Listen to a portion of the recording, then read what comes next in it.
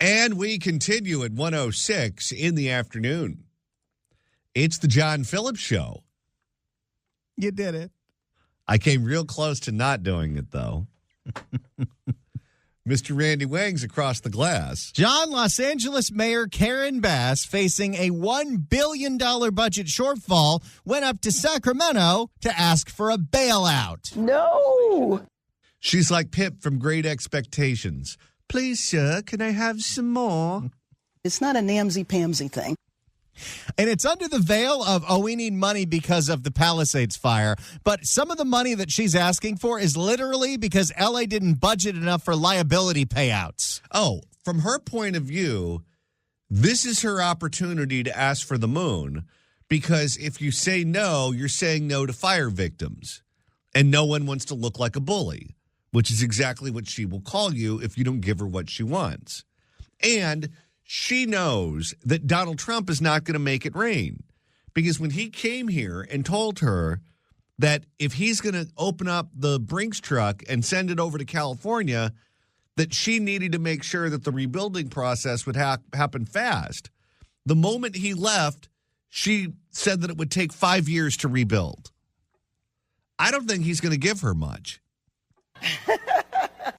For more on Karen Bass with hat in hand up in Sacramento yesterday, let's hear from Fox 40 News.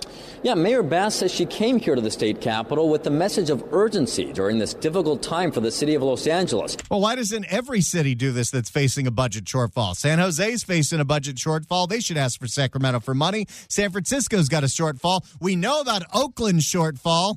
They're practically insolvent. She hopes being here in Sacramento, meeting with some of the state's most powerful lawmakers, will yield results, and more specifically, money for the city of L.A. You have to show up to make your voice heard and to make our case. That's why. Yeah, but should the state of California bail out the city of Los Angeles for its failed policies? If you move to Orange County, you have to deal with traffic every time you go to LAX, every time you go see the Lakers play, every time you go to Universal Studios, every time you go to downtown L.A. to go to a concert or a play or go out to dinner. You consciously decided to not live in L.A. where all the fun stuff is, because you don't want to live in a city that can't function. So you move to Orange County, you move to Burbank, you move to San Bernardino or Riverside counties. And now they want you to pay for all of their chaos too? The rest of the state of California gets to be on hook for all of the city of Los Angeles's mistakes. How does that make any sense? That's why Los Angeles Mayor Karen Bass and several L.A. City Council members were here at the state capitol hoping to make the case for the state to provide $1.89 billion in fire relief for the city of L.A. Who got the middle seat on Southwest? Marquise? Well, maybe it was Curran Price and his two wives. Much of that money, they say, will help fund disaster recovery like debris removal. But not all. And remember, all of the money that's supposed to go towards debris removal and wildfire stuff, all of that's going to be reimbursed by the federal government at some point, at least for the first 6 months here. So what she's actually asking for is a ruse, because the city of Los Angeles budget was blown way before these fires started. You cannot blame the $1 billion deficit on the fires. And if you want to look at something where a disaster was exploited for anything and everything that these politicians wanted, look at COVID. That's exactly what they did. No, thank you. But they add the funds will also help the city pay for services like improvements to streets and sidewalks. No. We don't do that anyway. No, this has nothing to do with the fires. But she's trying to hold a gun to their head and force them to do it so they don't look like Neanderthals. The city of Los Angeles last year budgeted $100 million for liability. The city gets sued a lot. Some of it for use of force, some of it for broken infrastructure, some of it because we wrongfully terminate people. There's a whole bunch of reasons. And last year, even though they only budgeted $100 million, the city council approved $300 million in liability payouts. So Karen Bass is literally asking for $200 million so the state of California can pay when the city of Los Angeles settles lawsuit after lawsuit after lawsuit. And you know what? In a state where there's a Democratic supermajority, my guess is they're going to give it to her. Of course. Again, there's no oversight here. There's nobody that is going to have any strings to this money. So what are you going to do to make sure you get your house in order? No, it's let Los Angeles stay afloat. Because, of course, Karen Bass, we can't have her look bad right now. Bass is also asking the state for $200 million to help fund payouts stemming from lawsuits against the city of L.A. Why is that the state's responsibility that the city of Los Angeles doesn't fight any lawsuits? I wonder if she's even going to be asked about those things when she's testifying in front of the legislature. No. And this wasn't even any formal meetings. This was just informal meetings while they're figuring out the budget for 2025. Can you just throw us a little money? Just a little bit, just $200 million. We got to pay a lot of lawsuits. It's funny. Ricardo Lara doesn't have to testify in front of the Senate. She doesn't have to testify in front of the legislature, where you have an opportunity to ask questions about these things. They just make their case in public and lean on them to open up the checkbook. Oh, and Karen Bass, she had some social media person with her in Sacramento. You follow her on the Instas, and what do we see? She's got videos with Gavin, videos with Scott Wiener, videos with Mike McGuire and Robert Rivas. Everyone, we're sitting in offices, and we're discussing things. Give me the money, give me the money, give me the money. And they will. Her plea for help from the state comes less than a week after the city announced it is facing a $1 billion deficit. And that is 100% on purpose. That is not the fires.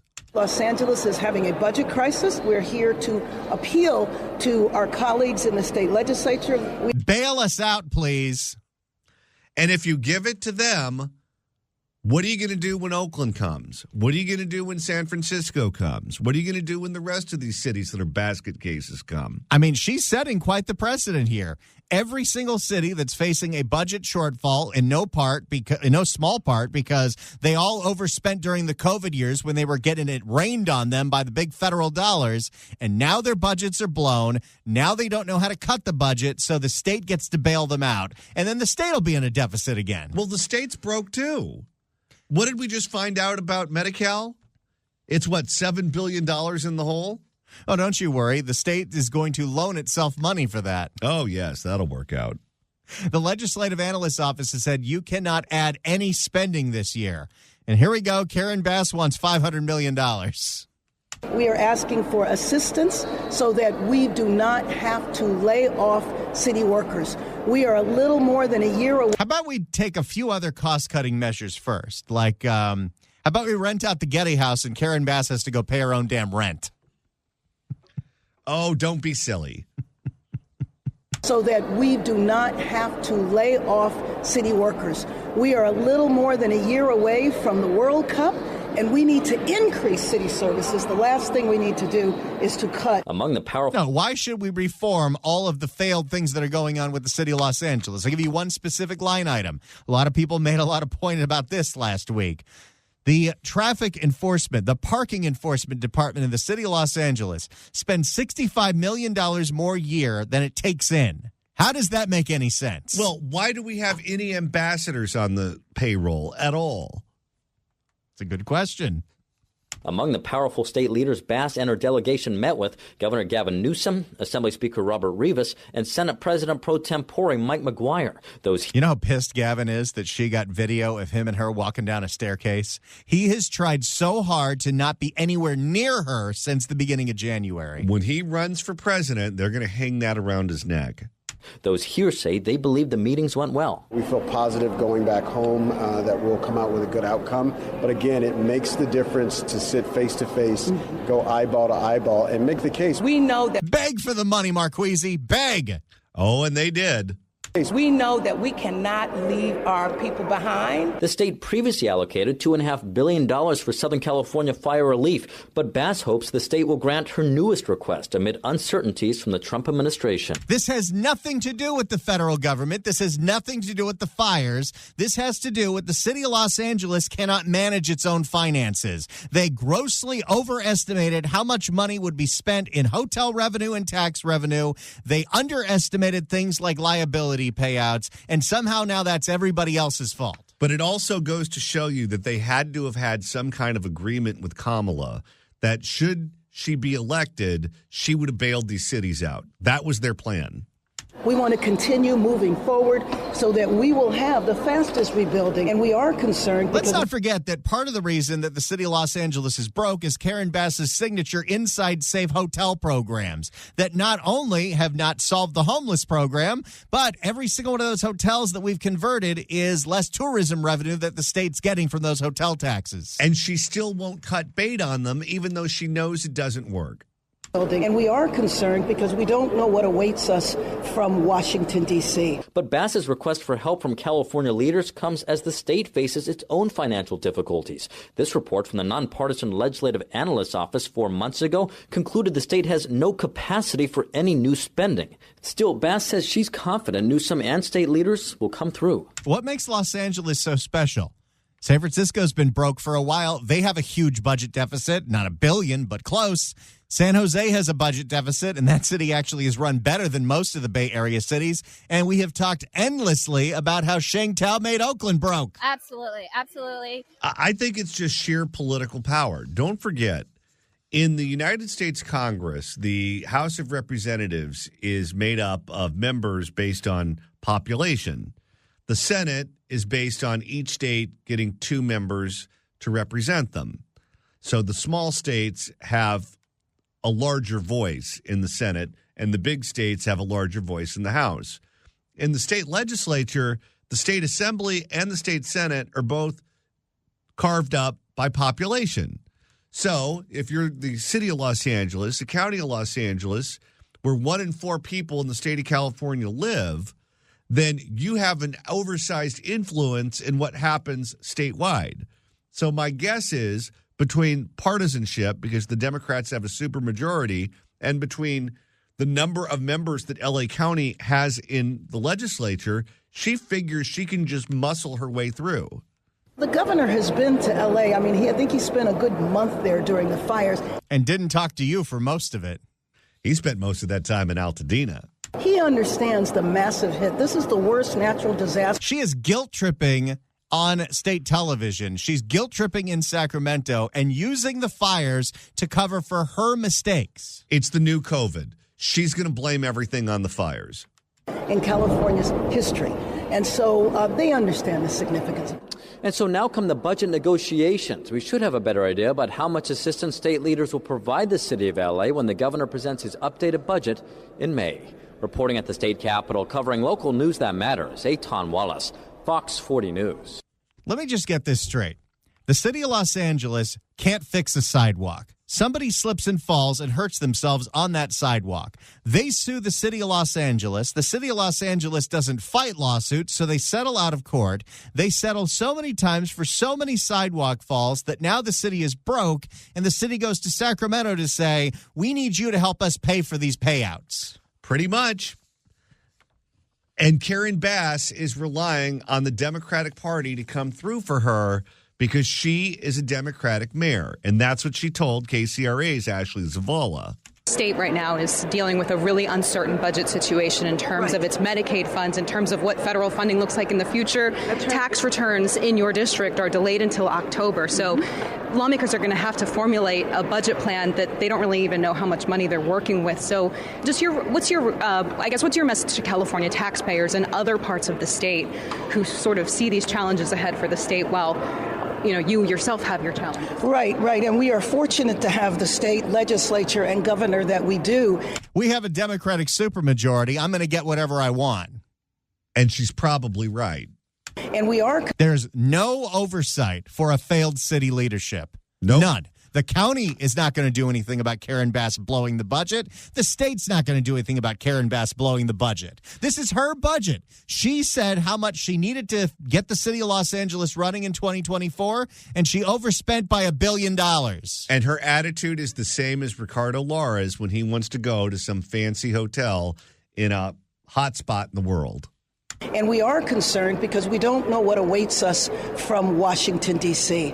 But the state will have a better sense of the finances after April 15th when taxes are due. Except for the parts of Southern California that were affected by the fires where they're not getting taxes. So including 1 in 4 people. And all the property tax revenue that's not coming from a very high revenue area like the Palisades.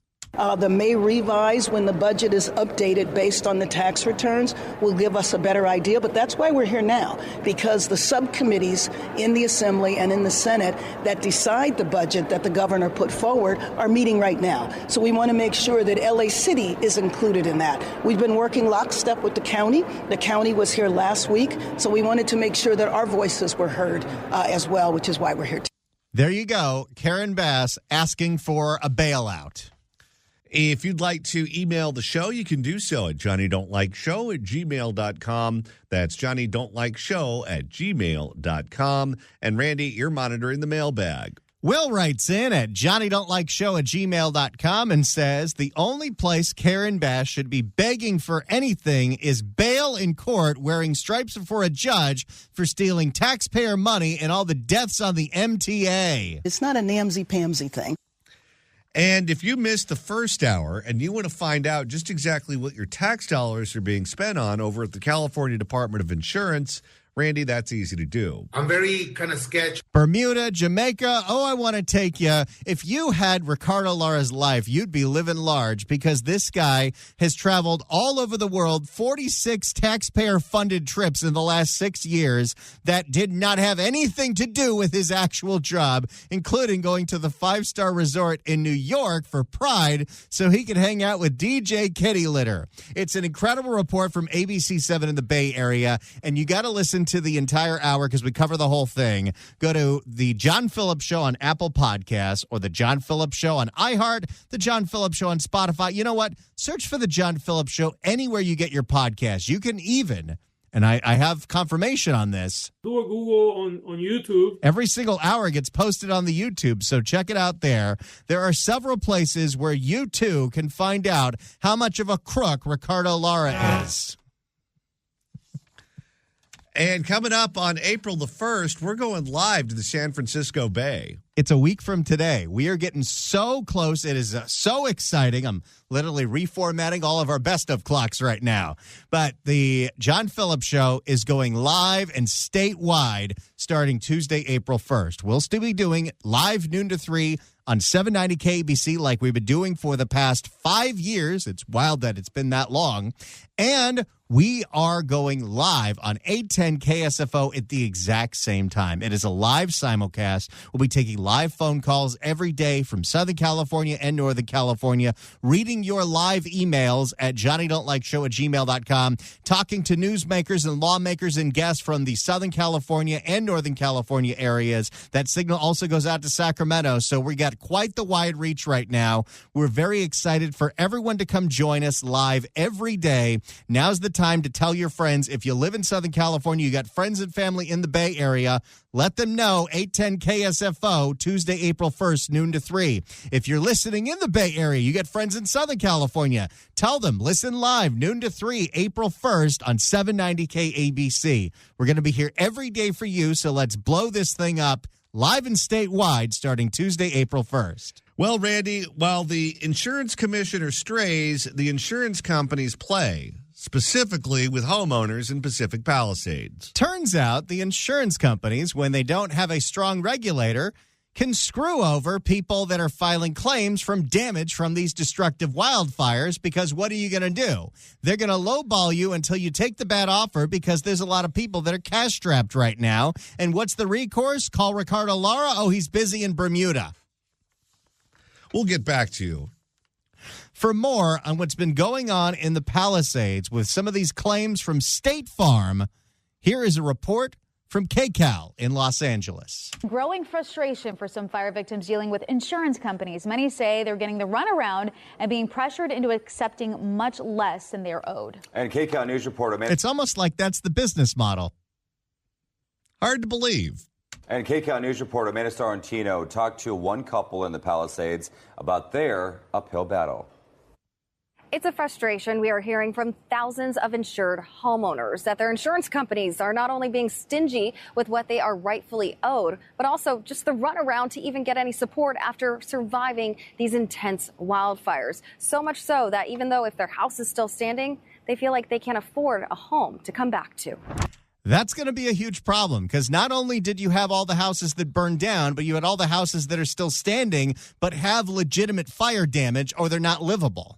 And don't forget, they're also being gouged by the contractors, where they're being charged more than the people in Altadena.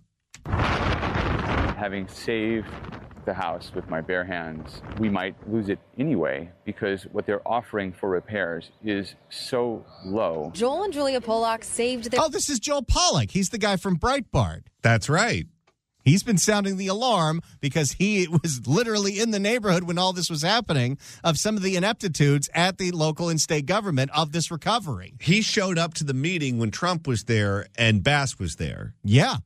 Low. Joel and Julia Pollock saved their family's home by fighting the flames themselves. Since January's wildfires, they've had to continue to fight, but instead with their insurance company. That the couple... Wait a second. Ricardo Lara, before he went off to Bermuda, said his number one priority is making sure that these claims are paid out fairly and on time. Turns out that was a lie. And that's why he travels around with these executives all over the globe because, you know, the FaceTime makes it more likely they'll say yes. I wonder what policies were discussed in Bogota. Not these.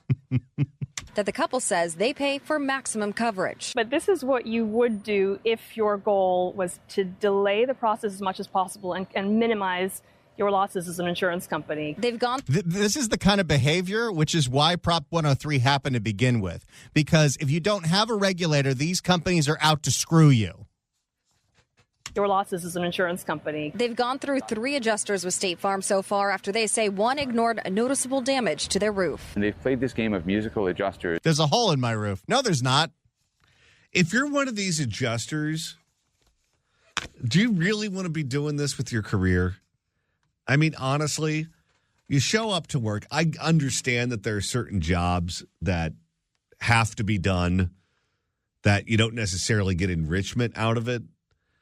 But if you're in a house that didn't burn down and you're assessing the homes of people who have lost everything or lost a huge portion of their home and they just want to move back in to get their life back together and you're finding ways to screw them over, there's not something else you could be doing with your time. This doesn't happen with every insurance company. I've dealt with adjusters in the past at AAA, and they couldn't be happier to give me way more money than I thought I was going to get for my totaled car. But we've seen a lot of this, specifically with State Farm, because we know that they have to pay for that naming rights deal to the stadium in Arizona. They must be under all kinds of pressure from corporate. And they've played this game of musical adjusters, in our opinion, to buy time and to put pressure on the claimants because people are desperate for cash and some people will accept a lowball offer. The Pollock's policy covers $1 million. It's Pollock. The way you're saying that makes me think that you're about to make an offensive joke.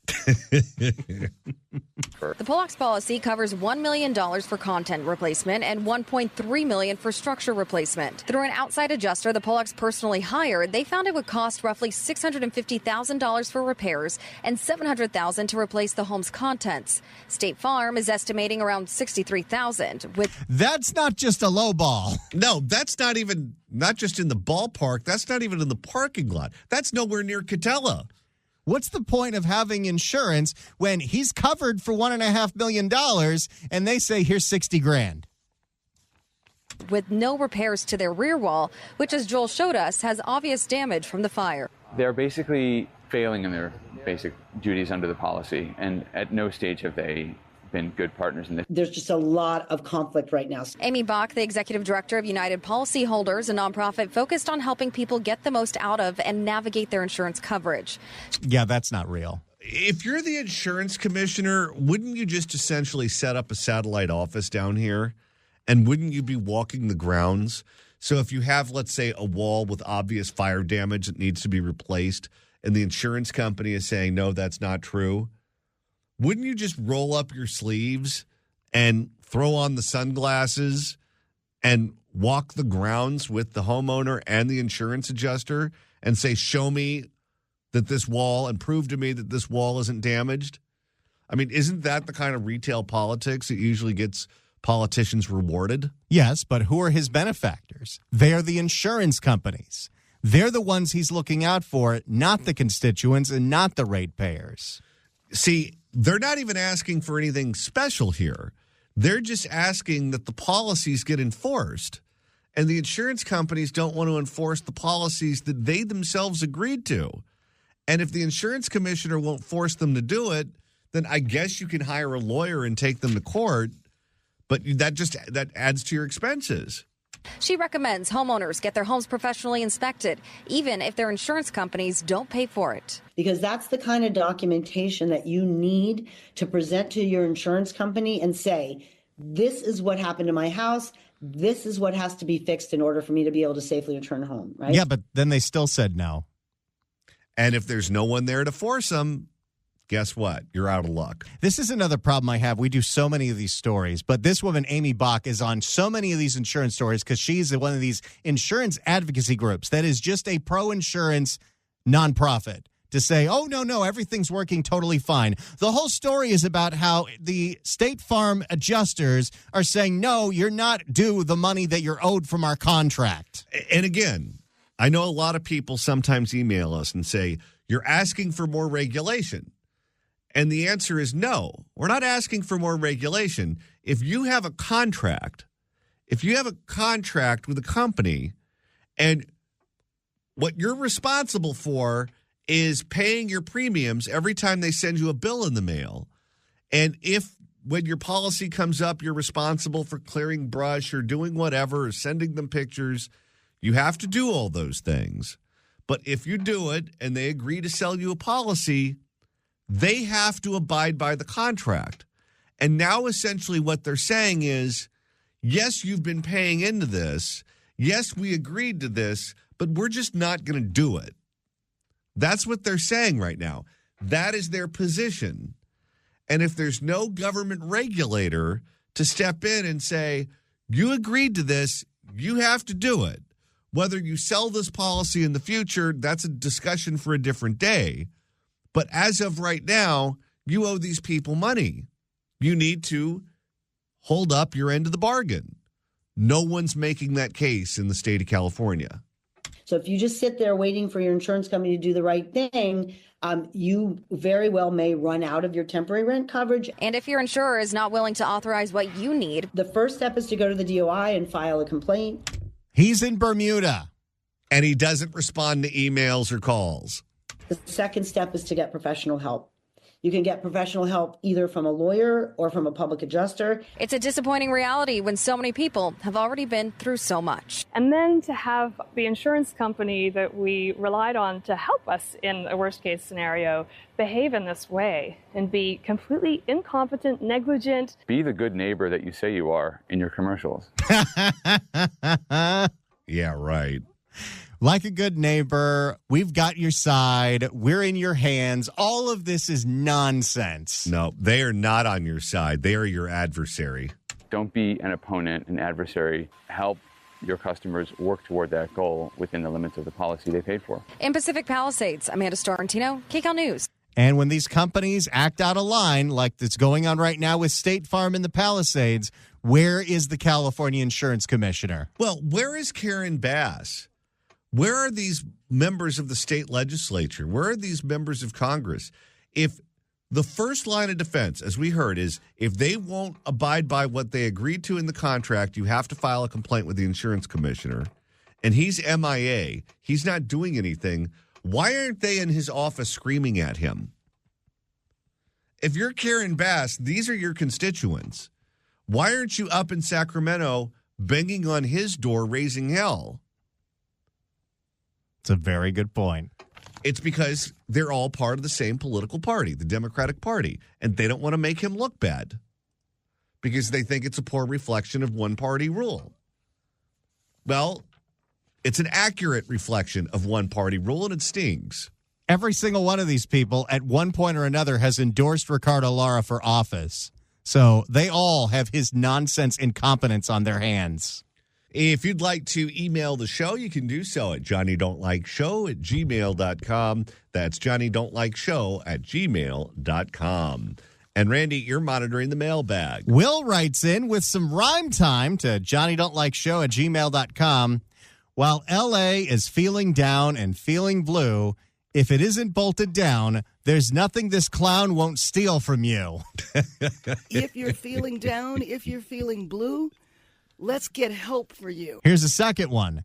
We're loaded with bums and I have no clout, but can I please have a bailout? What a wonderful way to start your day. I love it when we do Poetry Hour. Let's go to Susan in L.A. Susan, hello. You know what?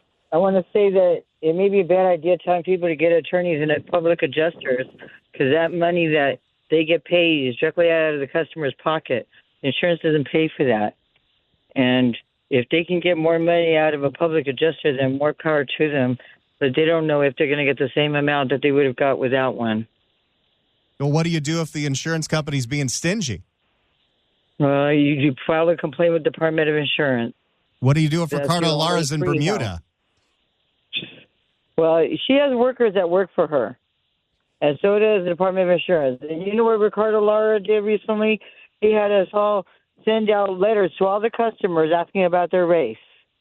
Now, that's a waste of paper and insurance agents' time, money, and why do that? I mean, we have enough to do already, you know? I mean, I can't believe she would do that. Yeah, the customer doesn't have to reply back, but we're required to mail out the letter to them, to the customers. All right. Thank you for the call. I think that caller worked for Ricardo Lara. That caller either worked for Ricardo Lara or they work for State Farm. Maybe, because she kept saying we, but she did refer to Ricardo as a woman. I'm very kind of sketchy. And if that's your boss, I think you'd know the plumbing. Well, maybe now we know what he was doing down in South America. I'm not even going to speculate on that. That would take more than 8 days. Unless they have a drive-through window or something. I don't know. Coming up after the news at 2, we're going to check in with Jason Moser from the Motley Fool. Just exactly what's going on right now with the stock market. A lot of people are paying close attention because your pension, your retirement, a lot of that is in the market. The market's been hit pretty hard. Yeah, now's not the time to pull money out of investments to pay your tax bill. Put it on the credit card. Well, imagine if you live in Pacific Palisades and your insurance company is lowballing you.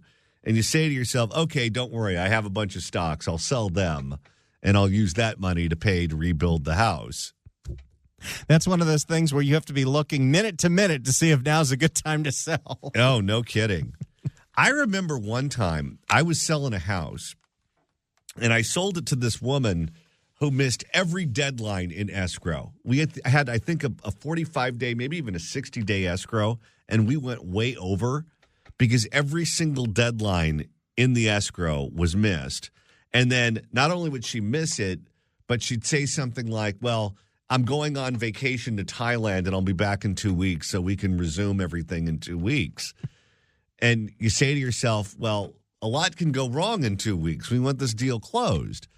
And at one point, the stock market took a real hard hit and she was going to pay with cash. And then she said, well, I'm not paying with cash anymore. I'm going to finance it. So now I'm getting a loan, which delayed it even more. And it was just the escrow that would never end.